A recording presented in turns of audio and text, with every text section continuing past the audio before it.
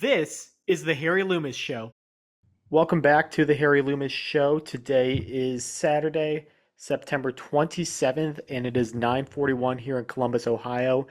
And the St. Louis Blues decided that this was the perfect time to drop some pretty big news during the second intermission of their preseason home opener against the Chicago Blackhawks. They announced that Cam Fowler has been extended to a 3-year contract with a $6.1 million cap hit. So we didn't really know whether or not Cam Fowler was going to extend. We figured he wasn't going to be the first order of business. Um, Guys we thought would sign. We'll get to them in a little bit.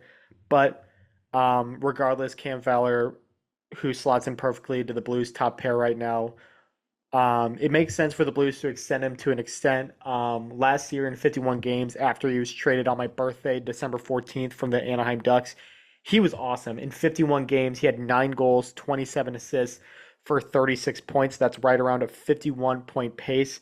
And in the playoffs, he was even better. He was a monster. And round one against Winnipeg, 2 goals, 8 assists, 10 points in those 7 games. Obviously, had the 5-point game in game 3, the Buchnevich hat trick game. Really hard to pick a first star in that one. But he was really, really good for the Blues and is going to be good this year, again, at a $4 million cap hit. His current contract, the one that expires, is a $6.5 million cap hit. He signed an 8-year deal with the Anaheim Ducks in the summer of 2017, but the Ducks retained $2.5 million over the last 2 years as part of that deal. So the Blues gave up the second round pick and Jeremy Biakabatuka for Cam Fowler for $4 million, which is 100% a great return on investment for the Blues. Like I said, Fowler was awesome this year or last year and should be awesome this year. He slots in perfectly to the top power play unit still. His skating is going to carry him a long way. That was a big antithesis to what Doug Armstrong said when explaining the extension. He will be 34 years old on December 5th this year, but he can still skate like the wind, and that's going to be one of the traits that will last longer for his career. But the reason why why I wasn't 100% expecting a Fowler extension is because I remember when Armstrong was talking about the trade a couple days after it happened last December, he described it as Fowler just filling a need right now. There were rumors about Fowler in the offseason, but at the time, Torrey Krug had just had his injury. We knew he wasn't going to play that season. Now it appears he's never going to play in the NHL again. Nick Leddy was hurt. He missed a lot of time last season. Philip Broberg had the injury as well. So we ended up having Ryan Suter playing on the top pair when he was supposed to be kind of a seventh D man, and he ended up playing all 82 games, almost out of necessity for the Blues. Tyler Tucker really took a while getting going last year. So Armstrong said that Fowler fit a need now, but he wasn't going to be a guy that got in the way of prospects. This wasn't going to affect anyone's timeline. And really the guy I think of when he's talking about that is Theo Lindstein, the Blues' third first-round pick from 2023, who they got from the Toronto Maple Leafs in the Ryan O'Reilly trade. He's just coming over to America this year. He's looked pretty good in the prospect scrimmages and preseason and everything like that. Obviously, as an NHL ready yet, he's going to need some AHL seasoning. But who knows in 3 years' time where Lindstein projects in the lineup.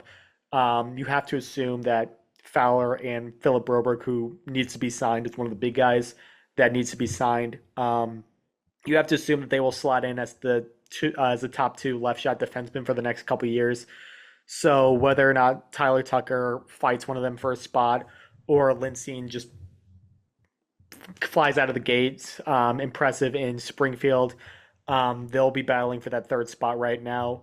So we'll see what happens with Lindstein, but for the time being, for next year at least, Fowler, Broberg, and Tucker is a really solid left side of the defense. But right now, this leaves the Blues, according to Puckpedia, with $25,682,500 in cap space for the 26-27 season.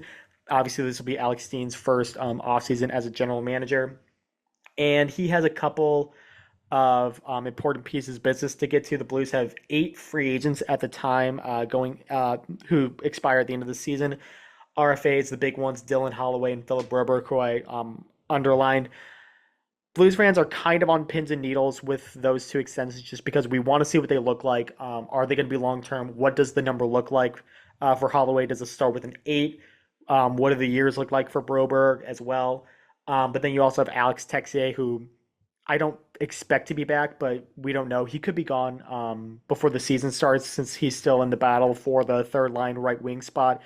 And it looks like Matthew Joseph has the edge right now.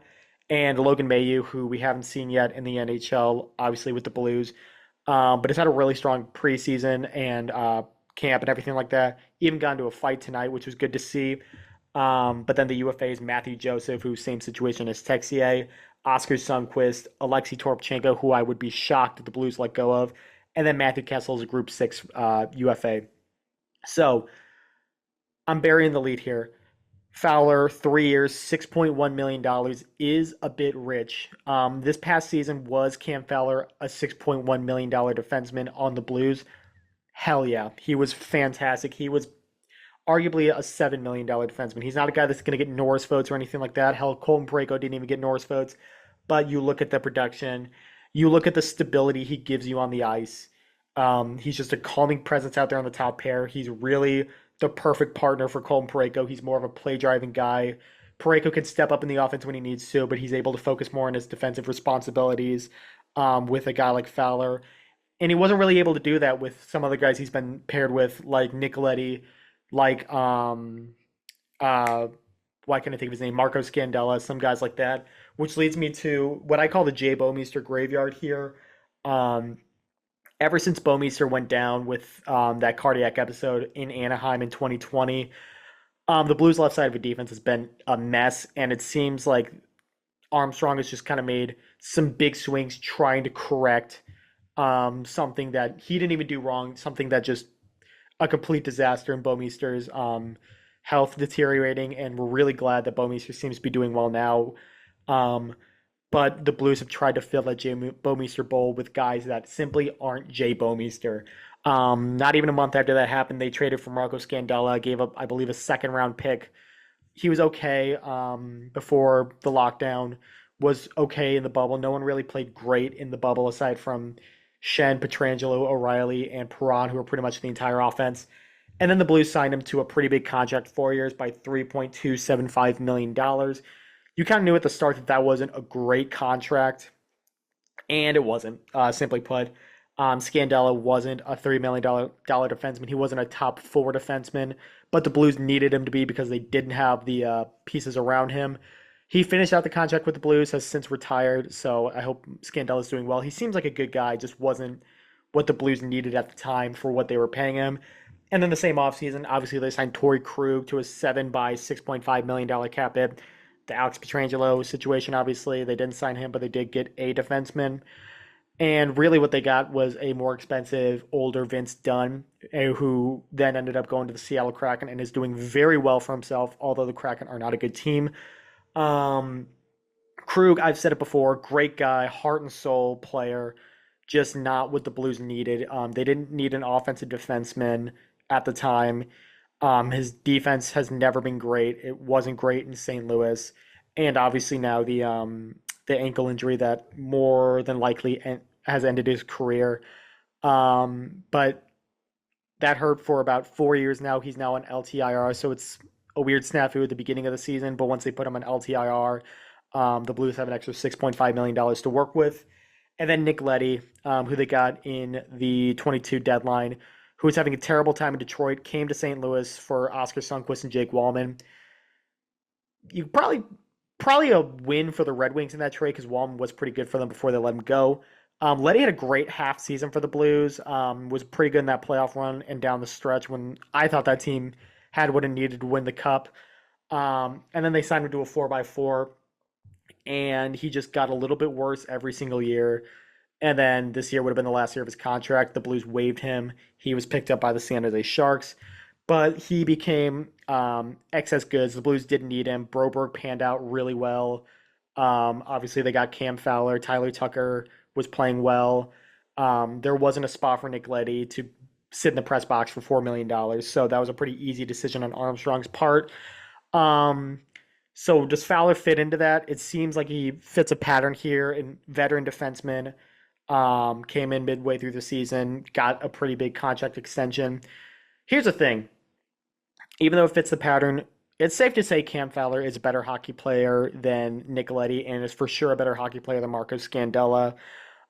This is a better, this is a higher end defenseman and a higher end cap hit, to be fair.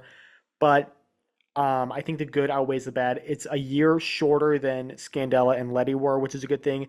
And also that $6.1 million cap hit, yes, you would like, it's a little bit higher than I would like to for it to be, I'll admit that, but the cap is going to continue to go up even with this potential overpay. You have $25 million in cap space to get creative with. Two guys, Holloway and Broberg, are gonna eat a pretty big chunk of this. But a lot of the important business has been taken care of.